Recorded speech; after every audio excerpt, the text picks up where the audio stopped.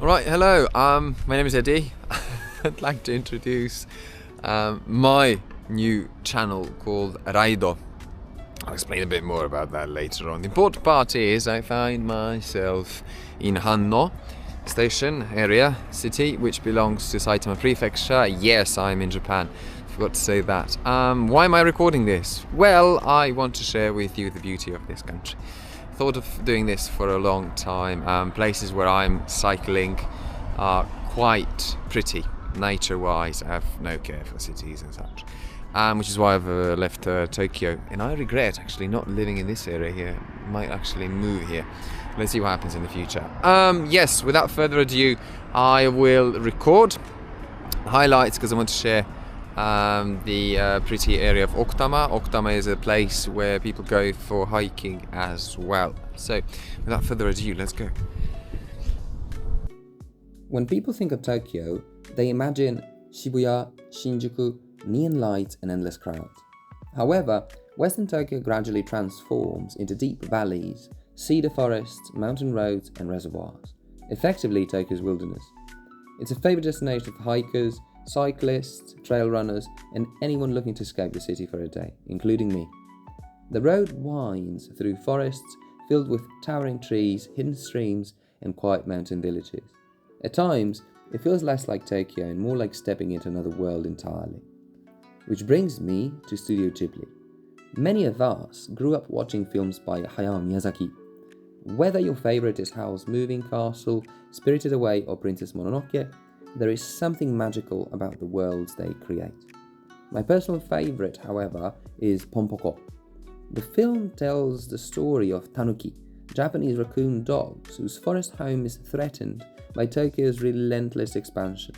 Surprise, surprise, Okutama is their actual home turf in this movie. To survive, they use their legendary ability to shapeshift, disguising themselves as people, objects, and even entire landscapes. The message is simple but powerful. Progress and nature must find a way to coexist. I highly recommend you watch it. Cycling through Okutama, it's easy to understand where that inspiration comes from. The forests feel alive. The mountains feel ancient. Every corner of the road seems to hide a story. And local restaurants await with a smile, offering fresh produce for a hungry belly. That is how I found myself at Kinoshita Bakery, or Under the Tree Bakery. こんにちは。こんにちは。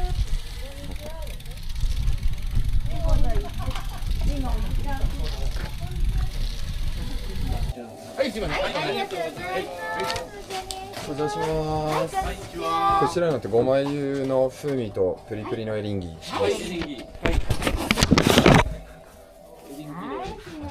い、はい、はい、じゃあこちらが220円ですね。1000円からお願いします。はい、 1000円から。はい。はい、レシートいりますか？はい、大丈夫です。はい、1000円。お焼きだけでいいです。はい、はい、どうぞ。ありがとうございます。780円。すみません、ありがとうごはい、ざいます。お待たせしました。ありがとうございます。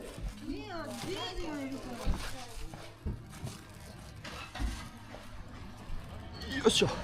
Nonetheless, for me, it's a quick pit stop at the Kinoshita Bakery. Kinoshita, which means below the tree, under the tree.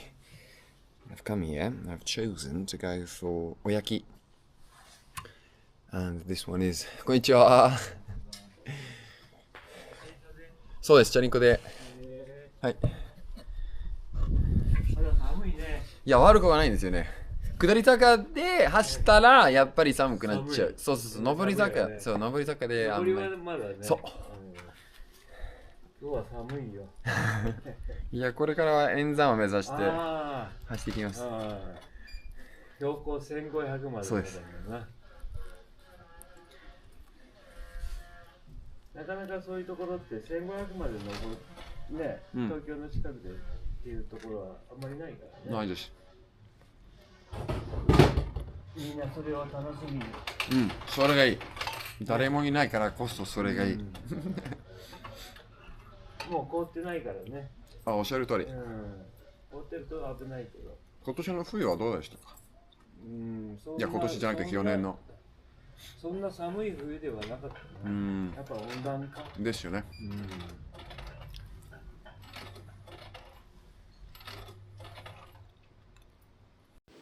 The thought often comes to mind, how much more do I have to climb? The Noborizaka or hill is endless, and Okutama is not merciful to the weak. Yet those who are brave enough to persist are always rewarded. Sometimes she hides behind the clouds as if wearing a white veil. Sometimes she refuses to reveal herself at all. Revered as a sacred mountain and standing at an imposing 3,776 meters tall, it is not only Japan's highest peak, but one of its most enduring symbols. In Japanese mythology, the mountain is associated with the Shinto goddess Konohana Sakuya Hime, whose beauty is said to be as fleeting and delicate as the cherry blossoms she represents. But on this day, she appeared in all her glory. If I can share one tip with you, it's to visit in winter. Out of the 365 days in a year, Fuji is visible for less than a third of them. So if greeting her is your main mission, I highly suggest the colder months. It is a beautiful reminder that every difficult road eventually leads somewhere worth reaching. From there, all that remained was the descent. The mountains slowly gave way to vineyards, the vineyards gave way to wider roads, and those wider roads led right into Kofu, the capital of Yamanashi Prefecture, and one of Japan's most famous wine-producing regions. After a long day in the saddle, there was only one thing left to do. The adventure wasn't over yet, but you will see more of that in the next episode of Edin Raido. So be sure to SOS, support, share, and subscribe.